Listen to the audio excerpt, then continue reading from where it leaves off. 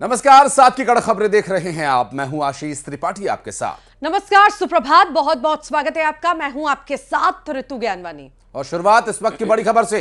Straight of Hormuz को लेकर एक बहुत बड़ी खबर आ रही है और दुनिया में एक बार फिर से बड़े संकट की आशंका बढ़ती दिखाई दे रही है। अमेरिकी राष्ट्रपति डोनाल्ड ट्रंप के होर्मुज को लेकर नए ऐलान से हालात और विस्फोटक हो गए हैं, क्योंकि अमेरिकी सेना आज शाम से होर्मुज पर नाकेबंदी करने जा रही है और दूसरी तरफ ईरान ने अमेरिकी सेना को होर्मुज की तरफ ना बढ़ने की वार्निंग भी दी है। दरअसल स्ट्रेट ऑफ होर्मुज से दुनिया के बड़े हिस्से को तेल की सप्लाई होती है और ऐसे में इसके बंद रहने की आशंका से वैश्विक बाजारों में बेचैनी बढ़ गई है और सीज फायर कब तक टिकेगा, इस पर भी सवाल लगातार खड़े हो रहे हैं। पश्चिम एशिया में बढ़ता सैन्य तनाव, शिपिंग, तेल कारोबार और अंतर्राष्ट्रीय सुरक्षा के लिए गंभीर खतरा बन चुका है। हालात ऐसे हैं कि होर्मुज को लेकर केवल अमेरिका और ईरान ही नहीं बल्कि पूरी दुनिया दहशत के साए में है और हर पल बड़े टकराव की आशंका बनी हुई है। वहीं ईरान के खिलाफ स्ट्रेट ऑफ होर्मुज में अमेरिकी सेना की नाकेबंदी की तैयारी। ट्रंप के आदेश के बाद अमेरिकी सेंट्रल कमांड भारतीय समय के अनुसार आज शाम 7:30 तक ईरानी बंदरगाहों के उन क्षेत्रों में पहुंच जाएगा जहां आने जाने वाले सभी समुद्री जहाजों को रोकने की तैयारी है। ये नाकेबंदी अरब सागर और ओमान की खाड़ी से जुड़े ईरान के सभी तटीय इलाकों पर समान रूप से लागू होगी, चाहे जहाज किसी भी देश का हो।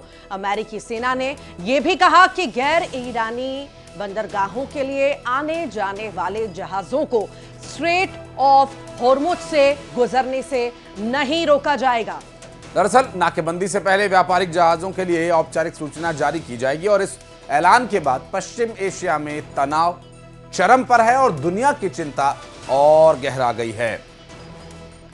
होर्मुज पर ट्रंप की ईरान को बड़ी धमकी भी है। होर्मुज ना खोलना दुनिया से उगाही की तरह ये बयान आया है ट्रंप का, और हमला करने वाले ईरानी नरक में भेज दिए जाएंगे, ये भी ट्रंप कह रहे हैं।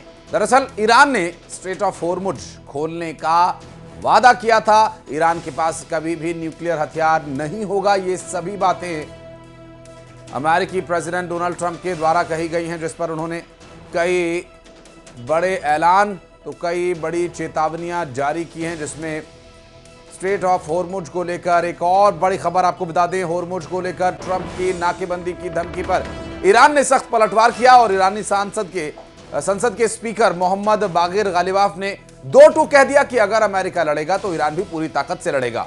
गालिबाफ ने चेतावनी दी है कि तर्क के जवाब में तर्क दिया जाएगा, लेकिन दबाव और धमकी का जवाब सख्ती से मिलेगा। उन्होंने कहा कि अगर किसी ने ईरान की इच्छा शक्ति को परखने की कोशिश की तो उसे पहले से कहीं बड़ा सबक दिया जाएगा। परिस्थितियां अब चुनौतीपूर्ण बनी हुई हैं। पश्चिम एशिया में बढ़ते तनाव के बीच अमेरिकी वायुसेना का एक KC-135 टैंकर क्षतिग्रस्त हालत में वापस लौटा है। तस्वीरें आपको दिखाते हैं। विमान के ढांचे पर देखिए, तस्वीरों में ढांचे पर शरनेल के कई छेद और पैच लगे निशान साफ दिखाई दिए। आशंका जताई जा रही है कि यह नुकसान सऊदी अरब के प्रिंस सुल्तान एयरबेस पर ईरानी मिसाइल या ड्रोन हमले में हुआ है।